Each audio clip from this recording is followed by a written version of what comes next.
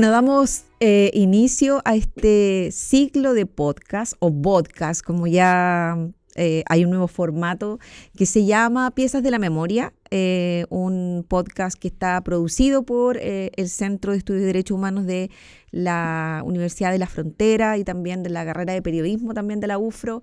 Vamos a estar conversando durante estos capítulos y en el marco de los 50 años del golpe de Estado, historias, ¿no? Reconstruyendo esta memoria a través de quienes fueron testigos, de quienes la vivieron, de quienes han estudiado, de quienes están en proceso de búsqueda, de sus familiares, de quienes hoy día están levantando iniciativas y también como parte del aporte, ¿no? Desde una universidad pública al diálogo, a también a poner estos temas en un espacio donde no nos olvidemos nunca que existen.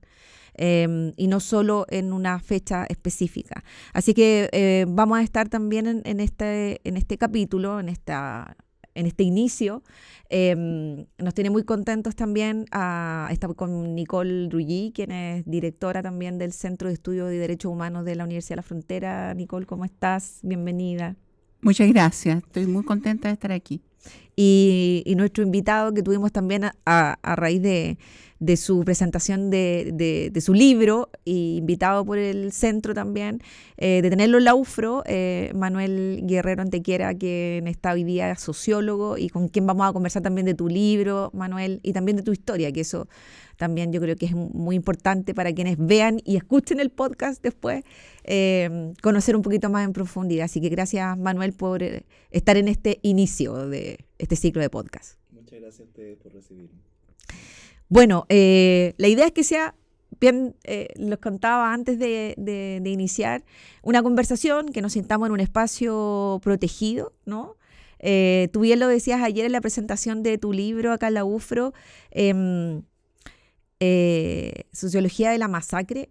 Qué importantes son esos espacios para poder conversar, dialogar desde la mirada, ¿no?, de la construcción y no de la destrucción o del ver al otro que no piensa igual a ti como un enemigo, ¿no?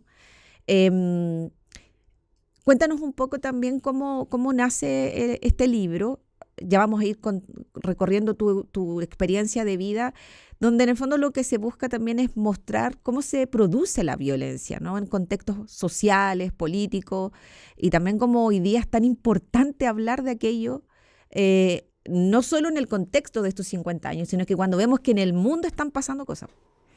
Claro, mira, este libro surge a propósito de una investigación doctoral. Yo hice el doctorado en Sociología en la Universidad Alberto Hurtado hace una cantidad de años, y ese doctorado lo hice apoyado por la beca del Informe Valeg. El Informe Valeg, que es uno de los dos informes importantes que nuestra tradición de la transición a la democracia se le ha llamado Informe de Verdad y Reconciliación, donde se reconocen los distintos crímenes de lesa humanidad que se cometieron durante la dictadura entre el 73 y el 90.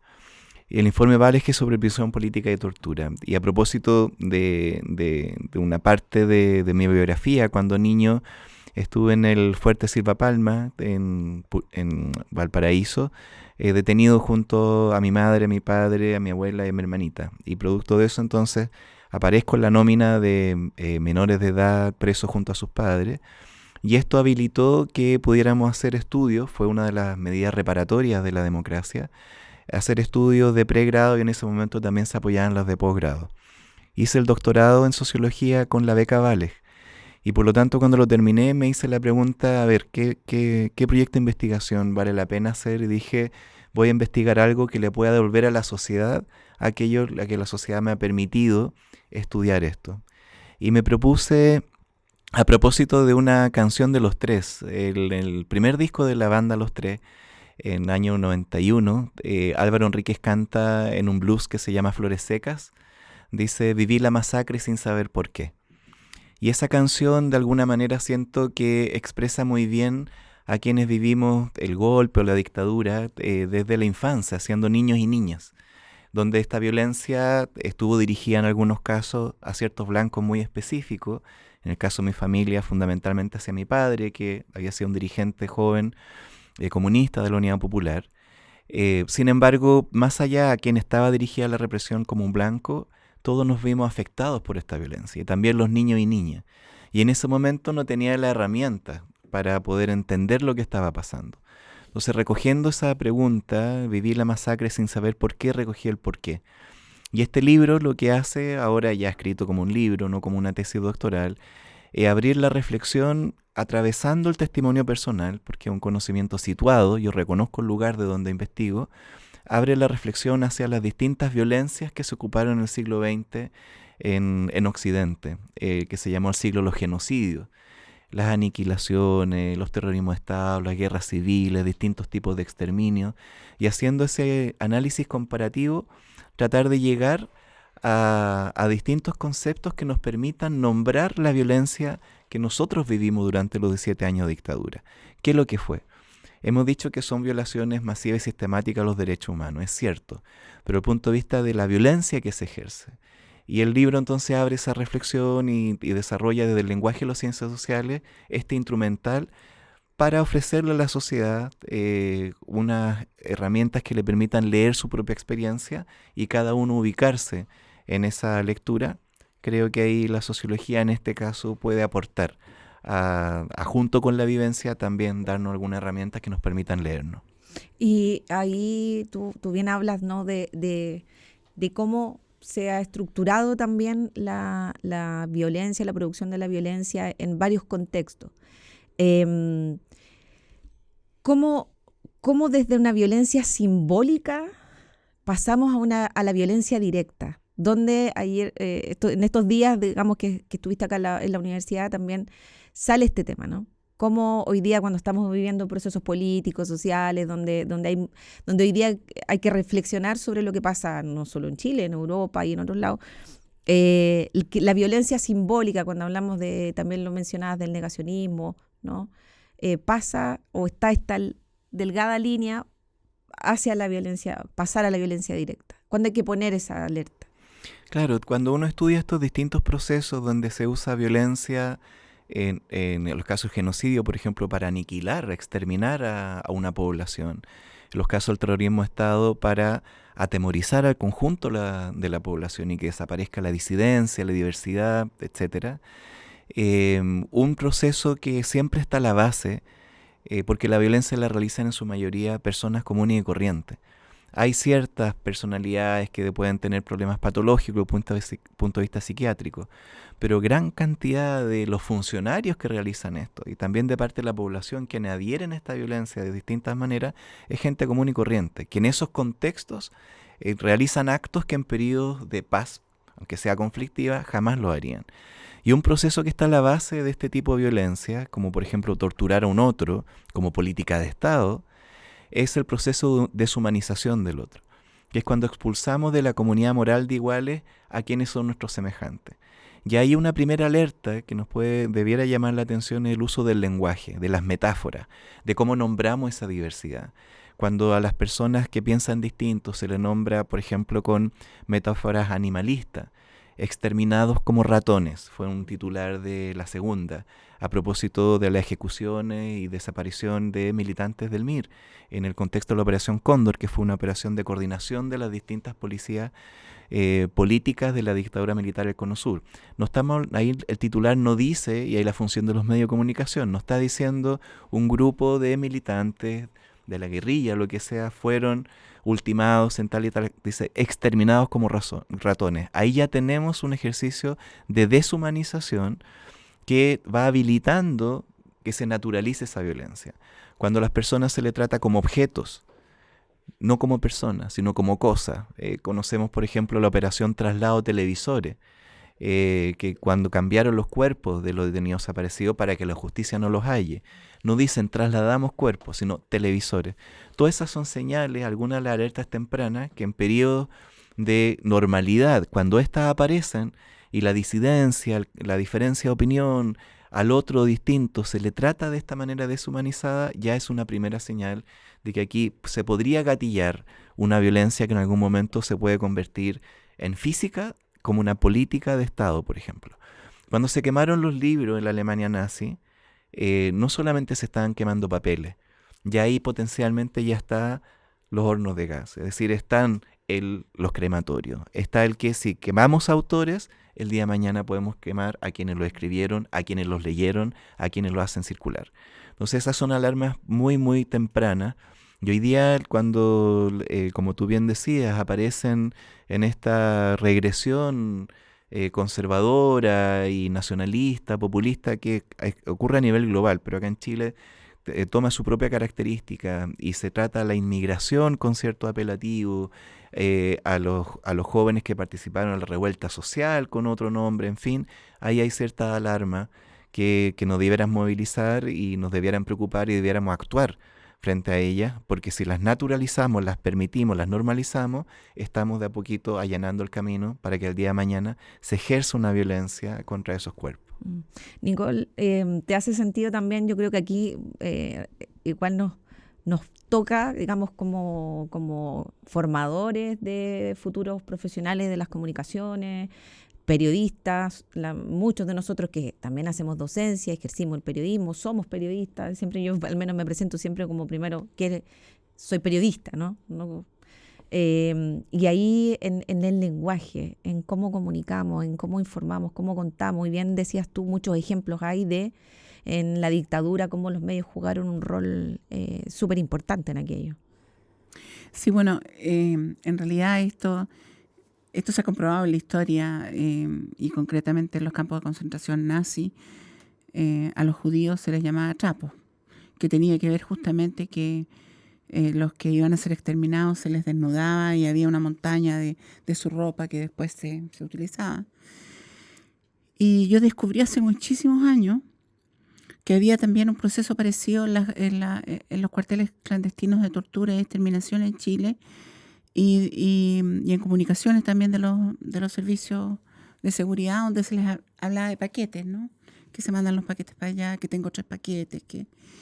de hecho, yo estaba leyendo un libro muy interesante, muy importante sobre los vuelos a la muerte de Miriam Lewin, que ella es una sobreviviente argentina. Y ella estudió esto de los vuelos a la muerte y hay una parte que dice vuelo con el objeto de lanzar carga durante el vuelo. Y esa carga eran las personas tiradas al mar. Y el eufemismo, ¿no? El eufemismo en el fondo, como tú dices, de transformar la persona a una cosa, pero también ese eufemismo también existe cuando, por ejemplo, hoy en día en una relativa democracia se describen, por ejemplo, las sentencias que se están alcanzando, los fallos, y donde se escribe de una forma tal en que la víctima que ya no está, que fue torturada, asesinada, hecha desaparecer, es como responsable de lo que le pasó. Entonces, y hay siempre comentarios así donde se dice, donde es aceptable que la gente diga, por ejemplo, pero ¿cómo seguía participando en un partido político clandestino cuando ya estaba la dictadura? Era obvio que iba a sufrir por esto. Y esto yo pienso también que es un recurso humano que existe porque se trata siempre de pensar que uno vive en un mundo ideal donde existe la justicia impregnada en todo lo que es la realidad. Por lo tanto, si yo no estoy en un partido clandestino funcionando en la clandestinidad, no puedo temer nada. Si yo no hago esto otro, nada va a pasar conmigo. Las estadísticas demuestran que eso no es verdad. Pero también uno lo ve en la prensa, cómo se reportan y cómo se habla, que en el fondo es una manera de decir, no se preocupen, no cambien nada de la estructura mental que ustedes tienen sobre la realidad, porque estas personas de alguna manera hicieron cosas que justificaron no en el sentido moral, pero que llevaron necesariamente a este resultado. Y eso también es terriblemente dañino. Primer punto, porque los hace movidos con una necesidad de autodestrucción que nunca fue realmente, por lo menos la mayoría, lo que las personas que resistieron la dictadura o las personas que trabajaron con el gobierno de Allende, los retornados, las personas que... yo diría que era absolutamente al contrario, que había una gran necesidad de sobrevivir y de seguir tratando de derrocar una dictadura que era absolutamente sangrienta. Sin embargo, se les hace Se les lleva porque eso nos arregla a nosotros y nos da tranquilidad con respecto a nuestra vida. Y ahí me acuerdo de algo que tú relatas en el libro, también en el documental, que también tú hiciste un documental que se llama Guerrero, ¿no? Donde también cuentas tu historia. ¿Hace cuánto que fue el documental? ¿Cuándo lo grabaron? Porque fueron varios años, ¿no? De ese momento. Sí, varios años. Eso es el documental de Sebastián Moreno, Sí. el que hizo La ciudad de los fotógrafos, y yo creo que él partió grabándolo como alrededor del 2012 y de haber salido hace un par de años atrás, claro. Para Sí. la gente que lo quiere ver, también está hoy día en redes, Que está canal en de red en Onda YouTube. Media, claro, Sí, en sí. Onda Media, así que lo pueden ver completo. Lo vamos a decir al tiro, lo vamos a recomendar porque creo que vale la pena absolutamente verlo. Y me estaba acordando de eso cuando leía una parte cuando te preguntaban y en algunas entrevistas sobre, en el fondo, si tú le tuviste rabia en algún momento con tu papá. Porque tú cuentas también todo lo que te costó de alguna manera como llorar, ¿no? Cuentas el episodio de cuando te ocurre ese quiebre emocional, digamos, cuando estabas afuera, ¿no? En el exilio. Y, y es un poco lo mismo que cuenta Nicole, de repente como esto de, es que él era, porque tu papá fue dirigente, era militante comunista, pero claro, y te preguntan, oye, pero ¿cómo entonces si él sabía que estaba en un proceso político y se fue a meter y tenía familia, tenía hijos, cómo no se da cuenta de las consecuencias? Absolutamente tiene sentido lo que dice Nicole, ¿no? Como de responsabilizar a alguien que en ese momento yo creo que no tenía en ningún caso la intención ni de correr el riesgo por decir lo que pensaba, ni que su familia también lo hiciera, ¿no? ¿Qué te pasa a ti con eso cuando en el fondo se plantea desde esa Claro, mirada? yo creo que forma parte de este proceso de deshumanización del otro que estábamos planteando. Es que esto es como análogo en otra escala, porque aquí la diferencia está en que estos casos de tortura, desaparición, ejecución, además fueron una política de Estado. Y eso siempre es importante marcarlo. Es decir, aquí hubo un actor político que se hace del poder derrocando a un gobierno y cuando lo ejerce asume como política de Estado la tortura y la desaparición de personas. Y es por eso que lo vuelve terrorismo de Estado. Quiero poner un caso análogo que no es de ese orden, pero que opera más o menos la misma dinámica. Es que es cuando, por ejemplo, las violaciones a mujeres, se les dice a una muchacha joven, es que ella andaba con minifalda. Debió haber sabido que se andaba con minifalda, le podría suceder eso. Lo que hay en esa descripción y comentario es que responsabiliza a la víctima y exime al victimario de la responsabilidad de lo que hizo. La responsabilidad queda en la persona abusada.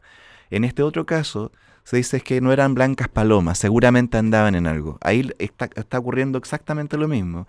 Se pone en el lugar de quienes sufrieron la violación de los derechos humanos la responsabilidad de haber sufrido la violación de los derechos humanos. Y eso es un mecanismo de impunidad, de racionalización, coincido, de tratar de darle una explicación, pero no indicando a quién es responsable. El responsable siempre es el perpetrador.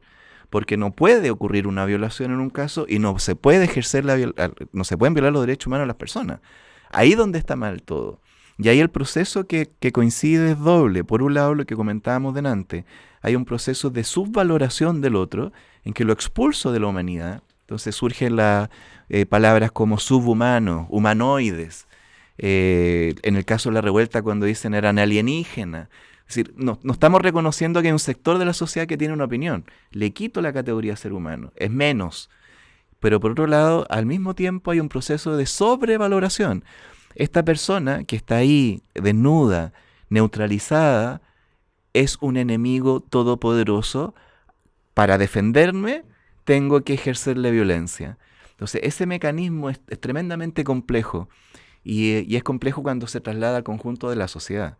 Que la sociedad empieza a normalizar que hay ciertos grupos a los cuales se le puede ejercer violencia y ojalá que a mí no me hagan nada a mí.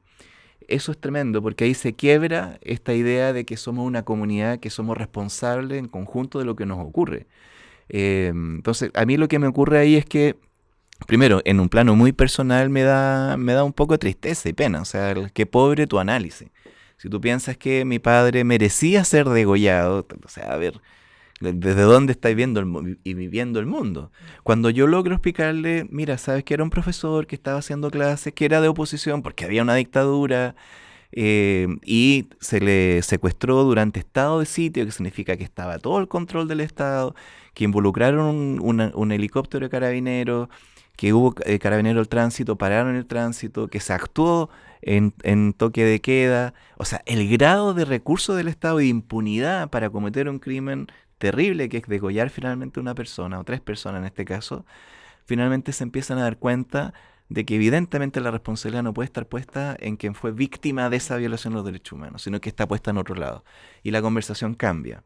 A veces esa conversación es tratar de justificar, a ellos los mandaron, en fin, pero ya lo sacamos del ámbito de que las víctimas son responsables de lo que hicieron los victimarios. Esa es una distinción súper potente que tenemos que hacer como sociedad. Cuando surgen los discursos negacionistas o revisionistas en este sentido, tratan de exculpar nuevamente a los perpetradores de la responsabilidad de sus actos. Y una sociedad sana, de alguna manera, o decente, mínimamente decente, lo que debe hacer es tomar distancia de aquellos actos.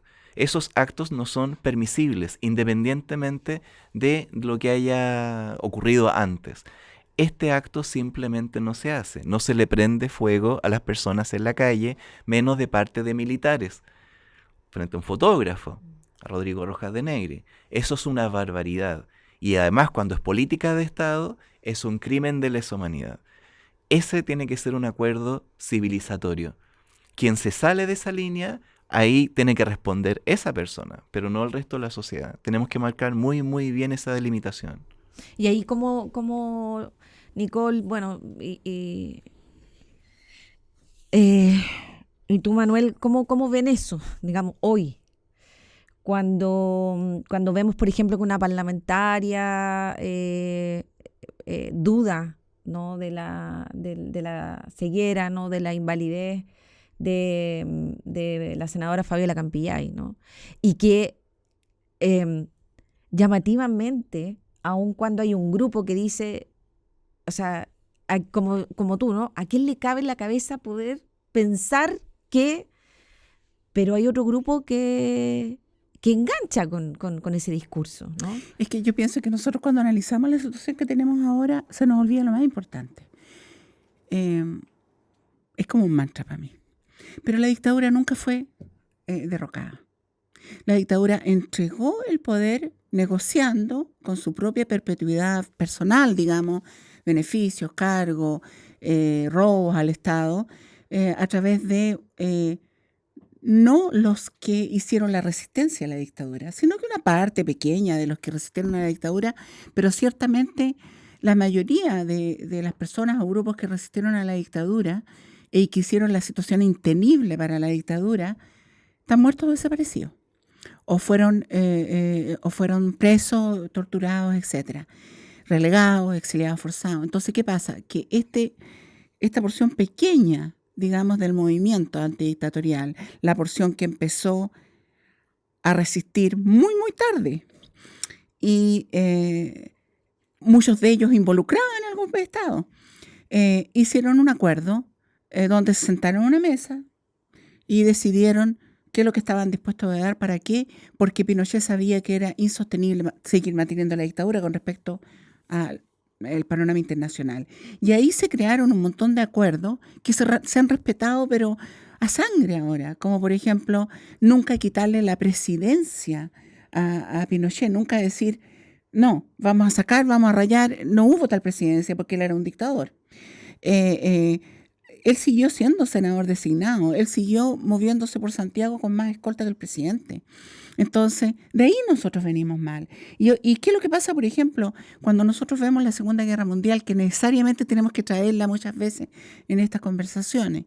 Es que en Francia, por ejemplo, la resistencia, los maquis que lucharon contra los nazis, son héroes, son absolutamente héroes. Y en otros lugares, obviamente, en Europa, son así. Bueno, en Chile, la gente que luchó contra la dictadura, que luchó, una minoría que luchó armada, que era realmente estadísticamente una minoría, pero la mayoría que luchó contra la dictadura, arriesgando su vida, su integridad física, psicológica, de su familia, etcétera, nadie no se le ha reconocido a nadie de ellos a nivel de sociedad que fueron valientes, que fueron, que tenían la razón moral, que gracias a ellos la dictadura incluso se empezó a liberalizar, incluso hubieron menos muertos. Bueno, o sea, ha sido terriblemente injusta la historia en Chile hasta el día de hoy y no ha cambiado. Entonces, eso que se cuestione, que la senadora ve o no ve, es lo mínimo. Se cuestiona que hayan desaparecido. Se cuestiona que existen los detenidos desaparecidos. Se cuestionan los números de las víctimas. Se cuestiona. Exacto. Entonces, no, estamos en una mesa, digamos, que no está con las cuatro patas. ¿Entiendes? Entonces, todo para arriba no va a haber equilibrio.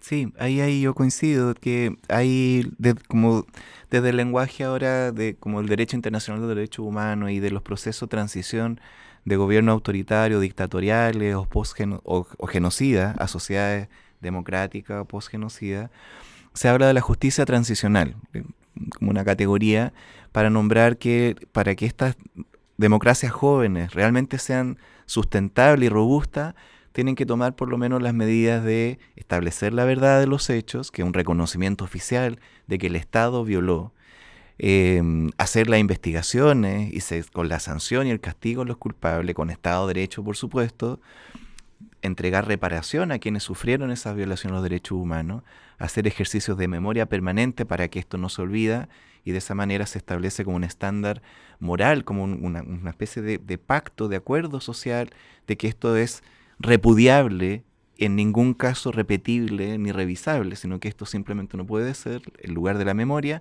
y lo más importante, la medida de no repetición. Pero para que no se repitan los hechos, ya sea en lo simbólico, lo que somos capaces de decir, o en lo material, que es no violar los derechos humanos de las otras personas, como por ejemplo salen a manifestarse jóvenes, hay que mantener el orden público, pero no puede ser disparándole a los ojos a la gente en forma sistemática. Ahí se están transgrediendo normas internacionales de los derechos humanos. Entonces, la garantía de no repetición requiere el recorrido de esas otras medidas. De verdad, justicia, reparación y memoria.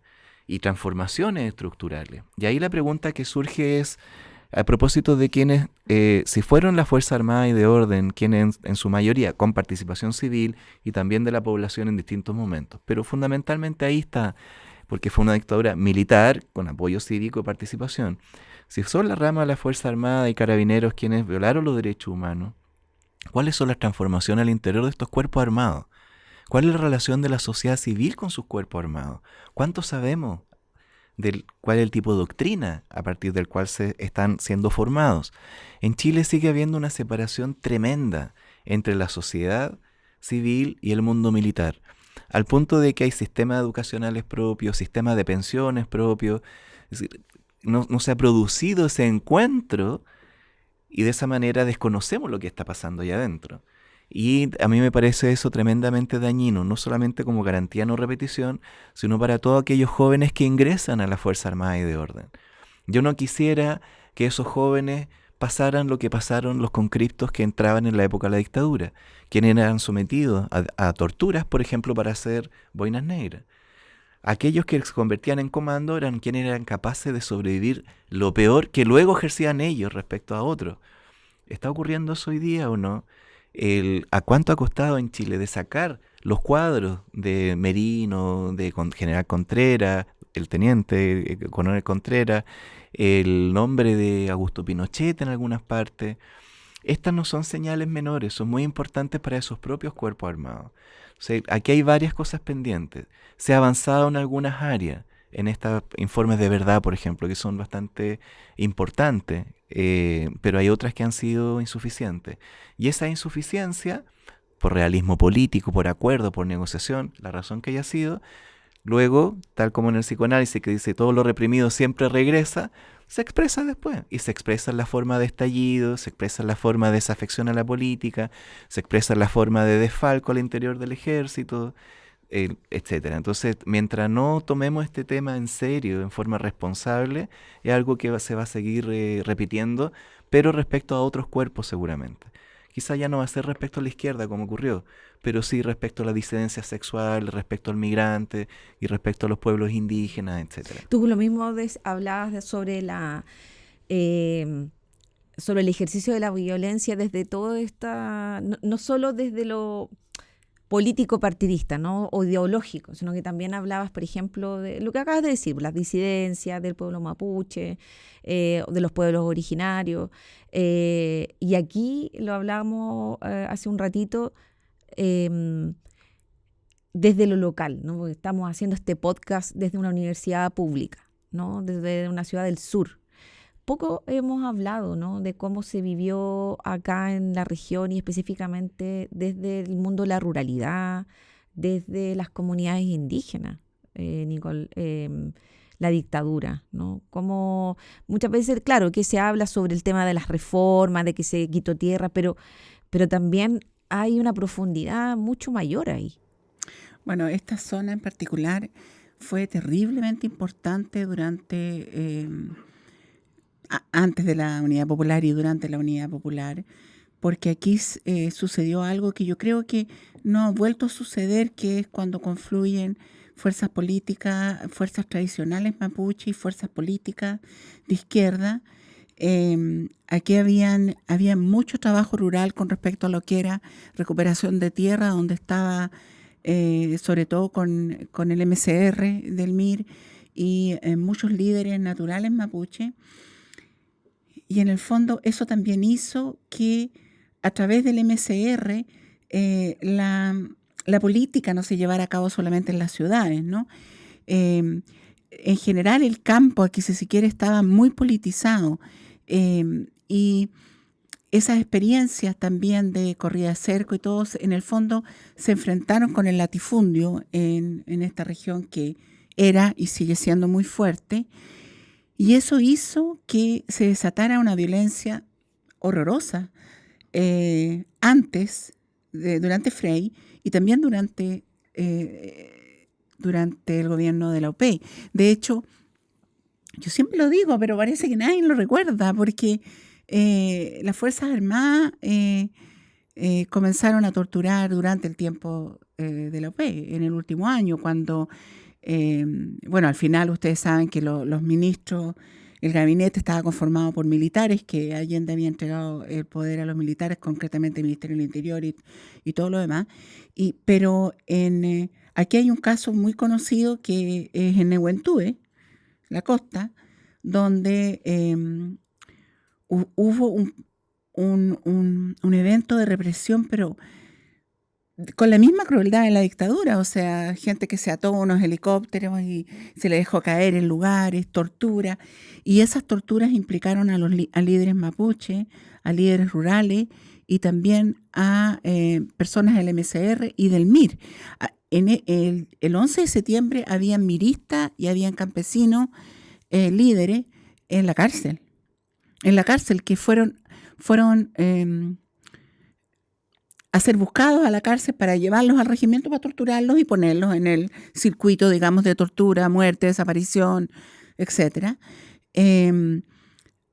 Se torturó a mujeres miristas en Nehuentúe, se les violó, fue absolutamente horroroso, fue horroroso para el tiempo. Ahora es una cosa más que uno piensa que tiene que ver con lo que se hacía en la dictadura. Y las torturas de la Marina, en los astilleros ASMAR en Valparaíso y Talcahuano, creo, ¿dónde están los astilleros? Que tenía que ver porque ahí había una célula del MIR que eran marinos. El MIR estaba pretendiendo infiltrar las Fuerzas Armadas y había marinos que estaban dispuestos a defender el gobierno de Allende y esto fue desmantelado, digamos, en julio-agosto de 73 y los marinos fueron apresados, fueron torturados.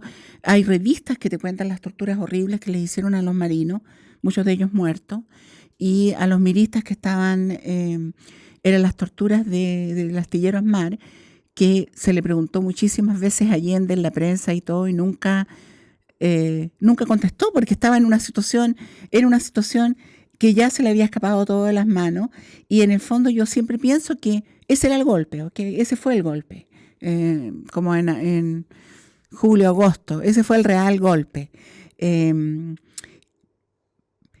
Y se creó después una situación en la cual todo era esperable. Aquí en la Araucanía hubieron bastantes centros de represión. Estuvo lo que estaba relacionado con el área de la salud, porque recuerden que en el tiempo, no importa que tú no hubieras estado ahí, pero yo sé que tú estudias el pasado, había una huelga de médicos contra la UP, que se pusieron en huelga y los hospitales se dejaron de funcionar y fue bastante terrible. Entonces, el grupo de los médicos, enfermeras, etcétera, matrones que estaban en contra de esto, porque esto fue un acto violento, digamos, siguieron funcionando casi en situaciones bastante extremas, digamos, y siguieron funcionando los hospitales y siguió funcionando aquí el hospital regional en ese momento. De hecho, los doctores y personal de salud que no participó en esa huelga hizo un aviso en el Diario Austral diciendo por qué no participaban, porque no era ético, etcétera. Y salió un aviso del Colegio Médico de Temuco donde en el fondo los amenazaba con expulsión, que fue una manera de decirle en el fondo a los militares, estas personas que se encuentran al nivel más alto de protección de la sociedad por su estatus, estas personas no tienen nuestra protección. Por tanto, pueden hacer lo que quieran con ellos. Y fue terrible lo que pasó de hecho, de esos médicos que eran 8, hay 5 desaparecidos, y personal de salud. Como nunca la sociedad completa como sociedad dijo, no, nos separamos de eso no es aceptable de ningún punto de vista, se va a hacer, como dice Manuel, todo lo que hay que hacer. Como nunca la sociedad ha hecho eso, de alguna manera se sigue perpetuando y no pasa nada. Claro, ¿no? Y en eso ahí si pensamos los 50 años, que es como un hito a propósito de como los grandes números, pensemos como las distintas décadas en que se conmemoró el golpe.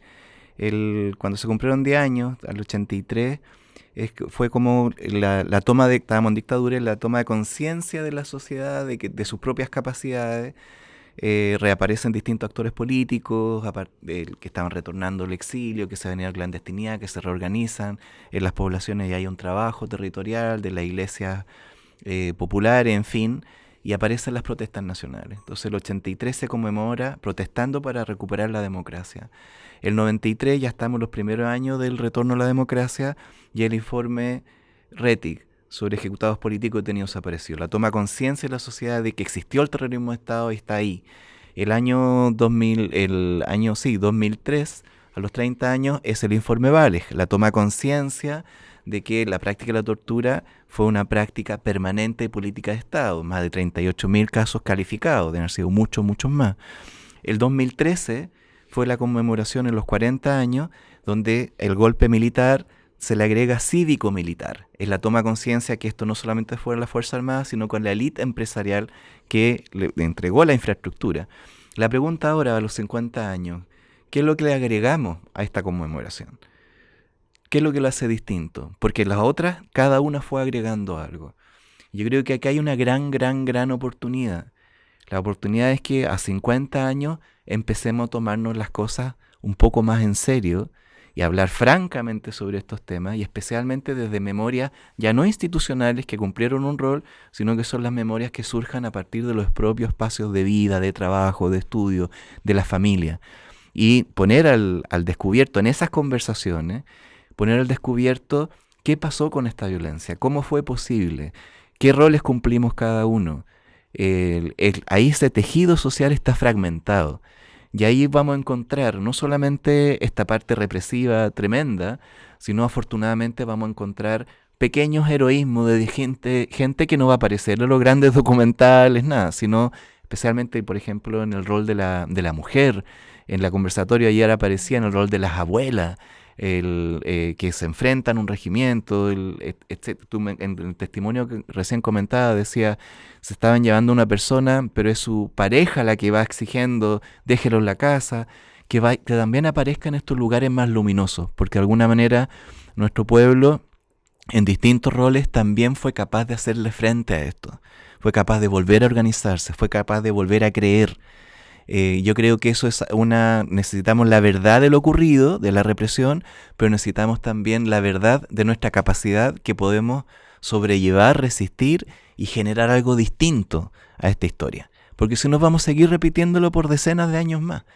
Yo creo que acá hay una gran oportunidad, ojalá lo podamos tomar, y en eso me parece muy interesante el rol que ustedes están tomando como universidad pública y estatal de instalar estos temas, de abrir la conversación. Y ahí, ¿en qué momento para ti sientes que de tu historia, digamos, porque, bueno, tu padre, ya lo mencionábamos, militante, profesor, en ese momento era militante comunista, un dirigente, ¿no? Un dirigente más como cientos que a lo mejor no tenían, como bien hablábamos, otro objetivo, ¿no? De hacer frente a una dictadura, ¿no? A un veto de la vida en todas las circunstancias o en todos los aspectos. Y que tú ves desde niño, ¿no? Su muerte, su tortura primero, desaparición, luego la muerte. A ti, ¿tú tenías cuánto? ¿11 años en ese momento cuando tu padre fallece, cuando lo asesinan? 14. Tienes que vivir el exilio, te encuentras con, tienes que de alguna manera luchar también con tu madre para encontrar esta verdad, donde también relatas a través del documental y del libro, ¿no? Que en algún momento sentías rabia, ¿no? Me imagino que un huracán de emociones y de sensaciones. ¿Cuándo pasa ese momento luminoso para ti? Yo creo que todos en Chile vivimos una situación desde distintos lugares con distintos grados de responsabilidad, evidentemente, en distintos roles, pero nadie salió indemne de la violencia, porque la violencia transforma a la sociedad. La transforma a tal punto que hoy día estamos viendo muchas situaciones que están ocurriendo. Entonces tenemos que hacerle frente y finalmente esto pasa a ser entonces una responsabilidad colectiva, pero que también se vive a escala individual. O sea, a propósito de tu pregunta, por ejemplo, un tema que ha sido reiterado, a veces recibió la pregunta respecto del perdón. Pero tú habiendo vivido todo esto, lo que le pasó a tu papá, a ti mismo, en fin, ¿eres capaz de perdonar? ¿Es posible el perdón? Entonces digo, claro que es posible el perdón, pero la pregunta es, ¿a quién perdono? ¿Qué perdono?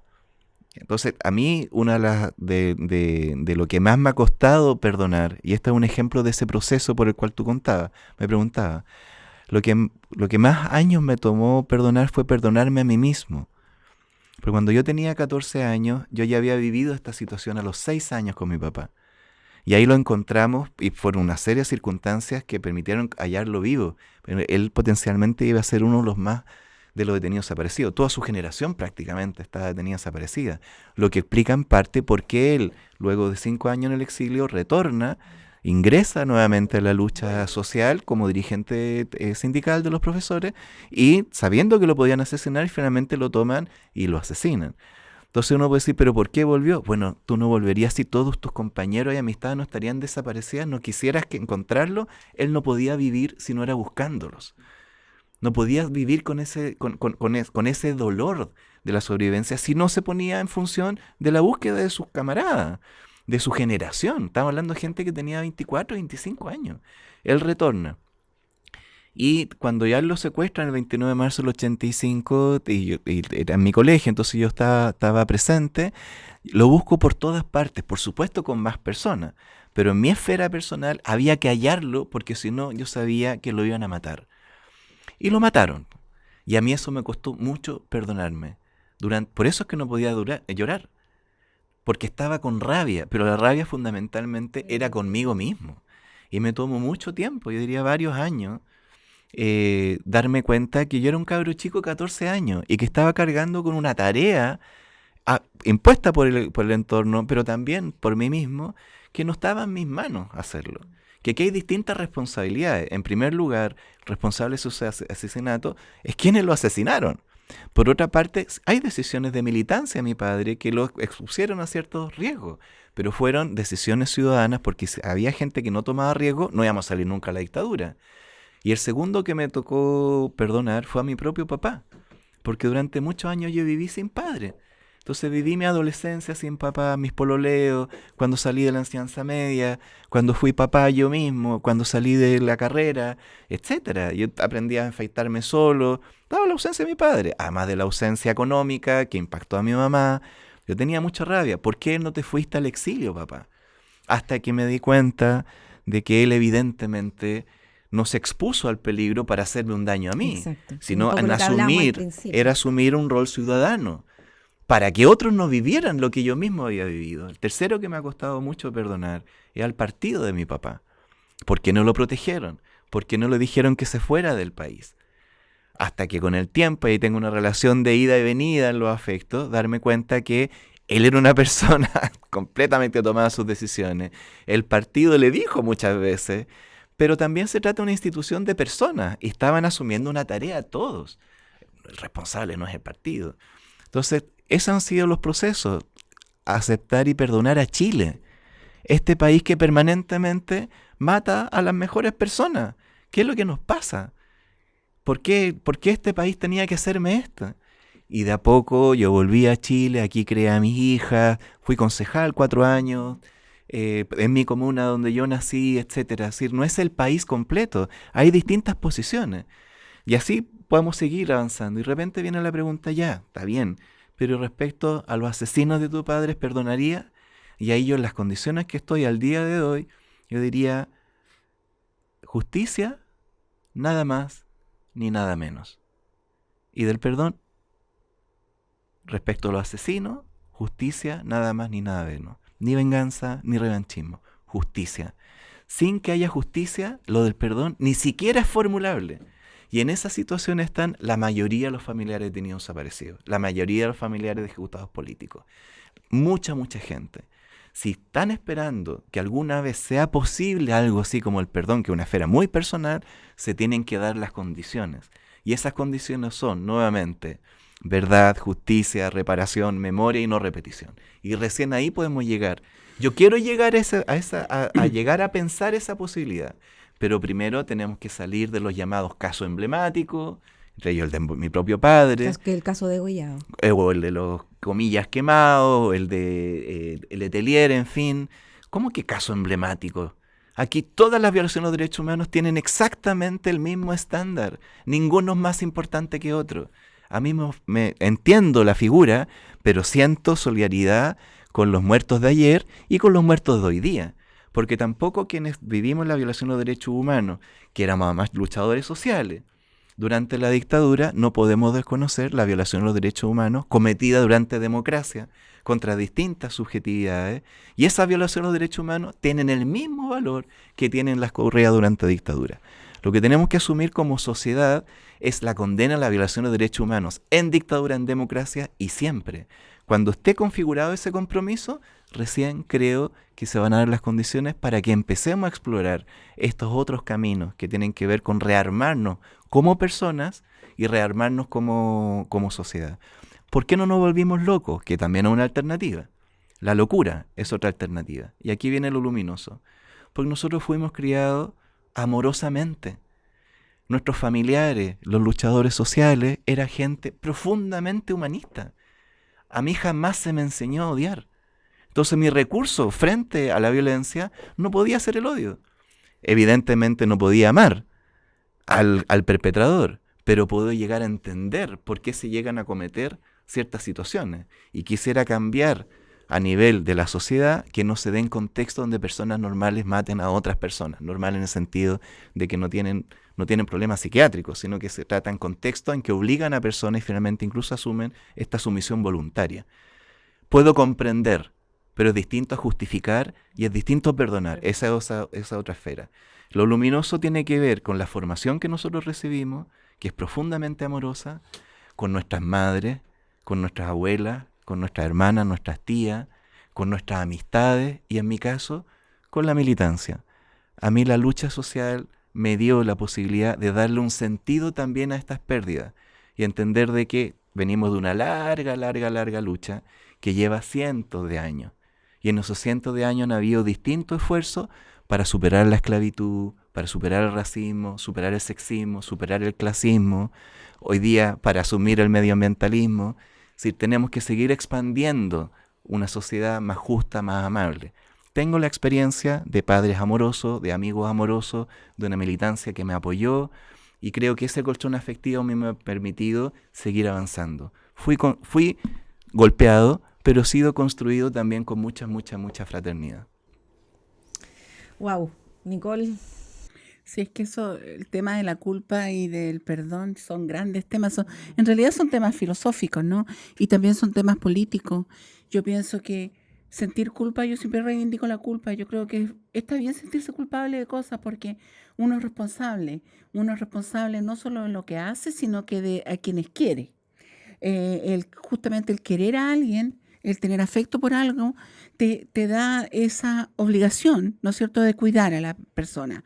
Todos tenemos eso con nuestra familia, con nuestros amigos, y es perfectamente entendible que uno vaya a sufrir porque uno de alguna manera traicionó ese deber de cuidado. Yo siempre pensé que Jacqueline, cuando estaba en una celda, en un calabozo, en una esquina, muerta de miedo, muerta de frío, muerta de hambre, muerta de dolor, ella debe haber pensado, y creo que tengo hartas posibilidades que sea verdad esto, ella o cualquier otra podría haber pensado, pero esto, van a tener que pagar por esto. Alguien va a tener que hacerse responsable de esto. Esto no puede ocurrir y después no pasa nada. En algún momento estas personas que me tienen presa, que me torturan, qué sé yo, van a tener que estar frente a una corte, van a tener que responder. Entonces, primero que nada, esa es una de las primeras cosas que uno se siente, nunca sucedió. Hasta el día de hoy no ha sucedido. Entonces, es como la injusticia de pensar de que lo único que en ese momento te da un poco de, ¿me entiendes? Es decir, bueno, pero van a tener que responder por esto. Bueno, no sucedió. Después, el hecho de que nosotros, como mi hermana es detenida desaparecida, en un momento nosotros nos dimos cuenta, o yo me di cuenta que mi hermana la habían asesinado, pero uno no sabe cuándo, porque uno no puede permitirse decidir a priori cuándo la asesinaron, porque entonces uno está haciendo la acción, ¿ok? Y eso es una de las cosas que pasó con los detenidos desaparecidos con respecto a la figura legal que existe, que es la presunta desgracia, que es cuando una persona en situación normal, digamos, se va a la casa y queda todo amarrado legalmente, y si la persona se ha ido una cantidad de años, los familiares pueden declarar la muerte presunta para, digamos, verlo en herencia, qué sé yo. Y muchos familiares lo hicieron, muchas mujeres sobre todo, porque bueno, después establecieron otras relaciones, otras. Nosotros, sin haberlo jamás hablado en mi casa, no lo hicimos nunca. Y a mí muchas veces nosotros tuvimos un lío de herencia. Pero no lo íbamos a hacer porque nosotros no íbamos a hacer nosotros lo que íbamos a decretar la muerte de Jacqueline. Pero siempre está esa situación en que esa responsabilidad que yo siento hacia ella y mi hermana, etcétera, es una responsabilidad que claro, la contraparte de eso es que uno no la ha podido cuidar, que uno no ha podido rescatarla. Yo tenía, desde los primeros días, incluso me pasa mucho ahora, en que yo me imagino escenarios en que de repente puedo rescatarla. Y son escenarios extremadamente patológicos. Pero yo digo de que en el caso particular mío, el aceptar un nivel de daño psicológico es un costo, yo lo acepto. ¿Entiendes? Yo acepto que nosotros, los familiares de detenidos desaparecidos, vivimos en una anormalidad, vivimos en contraposición a lo que es la situación normal de las personas que, aunque han sufrido mucho, han pasado por cosas que son entendibles, ¿ok? Nosotros estamos como en un limbo. Y eso hace que tú tienes que aceptar que estás rayado nomás, ¿ok? Que las conductas que uno tiene son bastante, se parecen bien porque no son ofensivas ni nada, pero son un poquito patología. Yo estoy bastante autoanalizada para saberlo. Y eso te da una situación bien especial, digamos. Yo durante la situación del piquete, que como una manera de bajar la intensidad y poder salvar a Pinochet de la justicia, el 98, bueno, el 2000, se hizo la mesa de diálogo, que fue algo bastante perverso de relaciones públicas, casi una operación de inteligencia, donde ahí las Fuerzas Armadas iban a finalmente entregar la información que tenían. Y finalmente, como todos lo sabíamos, la información que entregaron era completamente no era verídica, no servía de nada. Sin embargo, yo tenía una persona en Chile, estaba en contacto con la agrupación en Chile, y nosotros sabíamos la hora en Chile en que iba a darse esta información. Estábamos en el teléfono, ¿me entiendes? Estábamos en el teléfono esperando. Porque siempre, ¿qué es lo que pasa? Que en general uno nunca desecha ninguna posibilidad de ningún tipo, por ridícula que sea. Por ridícula que sea. Nosotros con mi papá y con mis hermanas fuimos a un lugar de una persona que nos 5 o 6 veces, digamos, canceló, y al final, porque íbamos a poder ver a la Jacqueline. Y nosotros todos sabíamos, y yo más que nada sabía que eso era mentira, que no la íbamos a poder ver nunca. Habían pasado como 6 meses de la desaparición de ella. Ahora yo sé que a ella la habían asesinado. Pero nosotros conversábamos con mi familia y decíamos, pero no importa, hay que hacer lo que haya que hacer, hay que hacerlo. ¿Me entiendes? Hay que desafiar, digamos, el sentido común, ¿no? Y con respecto al perdón, yo pienso que está todo mal. Yo siempre pienso que este país está todo mal. Eso no implica que uno no viva en un espacio y que uno trate de cambiar la realidad, trate de incidir, trate de crear redes, no solamente políticas y de acción, sino que, como tú dices, solidaridad, de afecto. Pero está todo mal, porque el perdón no se da. El perdón se pide. El perdón, alguien viene que no puede vivir con esa contradicción, digamos, que no puede vivir con el dolor de haber cometido eso tan horroroso. Y es la constricción, es decir, primero que nada yo me voy a humillar, ¿me entiendes? Yo voy a reconocer lo horrible que he sido como persona y voy a pedir no absolución, pero voy a decir, yo quiero reconocer esto contigo, y yo quiero que tú, aunque no me des el perdón, yo quiero dártelo. Y después yo quiero hacer acciones, ¿me entiendes? Acciones que puedan, claro. Entonces, ¿cómo es eso que nosotros, o sea, no solamente nosotros perdimos a nuestros familiares, sino que más encima la sociedad nos da una tarea extra? O sea, Perdona. Claro, o sea, no solamente has perdido a tus familiares, sino que más encima. Es el colmo lo mala persona que son, lo poco humano, lo revanchista, que no pueden dar el perdón. O sea, encima de todo tengo el trabajo de este estatus que adquirí, que yo nunca postulé. Tengo más encima que dar perdón. Perdón a todo esto no sé quién, porque las investigaciones judiciales no han sido completas, han solamente determinado un par de personas. Entonces, claro, si pasara una cosa así, que alguien que tuvo, pero no alguien no alguien que estuvo a cargo, sino que alguien que estuvo en los centros de detención de Jacqueline, donde se le golpeó, donde se le violó al Marcelo, ¿me entiendes? Donde se lanzó su cuerpo, donde si alguien viene y me dice, mira, yo fui responsable de esto, con detalles, que coincida con todo el aparataje de lo destilado de la investigación que uno tiene, o sea, que no sea una confesión inventada, ¿no? Yo hice todo esto. Entonces, bueno, pero entonces permita que yo te haga preguntas. Antes de siquiera pensar si te voy a perdonar. Bueno, ¿cuándo fue eso? ¿Qué fecha? ¿Qué más estaba?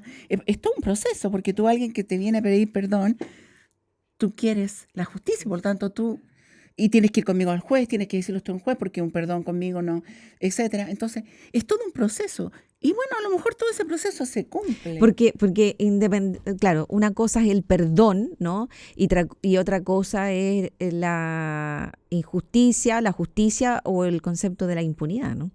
Porque en el fondo lo que yo trato de entender, ¿no? Que tú me dices, claro, si tú me pides a mí o me cuentas a mí, otra cosa es que lo hagas ante un juez y pagues por lo que es justo que pagues, digamos.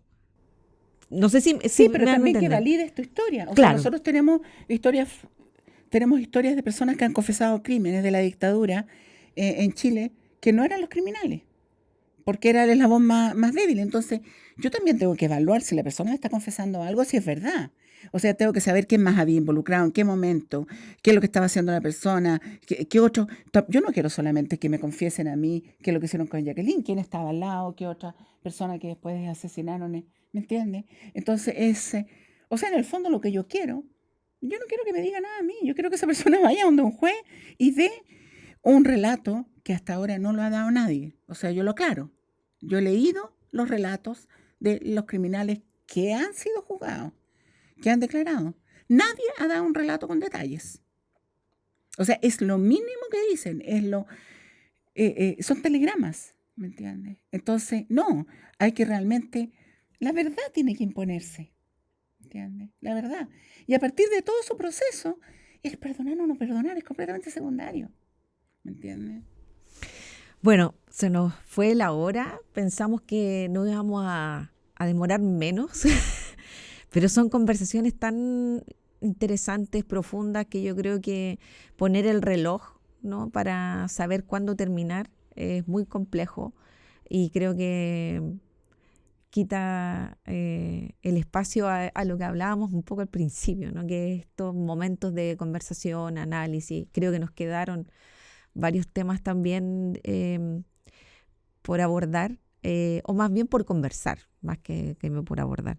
Yo solo quiero darles las gracias porque creo que iniciando este ciclo, como yo decía al principio, que lo que buscamos es poner estos temas parte de la historia, ¿no?, de estas piezas de memoria, como se llama este espacio, desde los protagonistas o desde quienes nos puedan aportar y enseñar a quienes somos parte de una generación que no estaba a lo mejor en el 73. Yo soy de la generación del 80. No, viví otra parte de lo que ustedes también cuentan, ¿no? Cuando en el fondo uno puede decir que estábamos como en un proceso de derrocar la dictadura, ¿no?, y de un paso de transición. Pero sí, cada uno, como ustedes bien decían, tiene una historia, ya sea de algún familiar, de alguien que te contó, ¿no?, incluso a lo mejor si nadie lo tiene, no creo que nadie haya escuchado de lo que pasó en este país. Por lo tanto, a mí me parece que el aporte que se tiene que dar, o estas conversaciones, son absolutamente necesarias. Así que muchísimas gracias, Nicole. Esta alianza entre la carrera de periodismo y el Centro de Derechos Humanos de la UFRO, creo que ojalá larga vida, ¿cierto? Larga vida a estas alianzas virtuosas. Manuel, agradecida también del espacio y de tu honestidad también, de tu apertura, de tus mensajes a través de este espacio. Así que ojalá que nos volvamos a encontrar para seguir conversando. De todas maneras, muchas gracias, y les invito a leer el libro.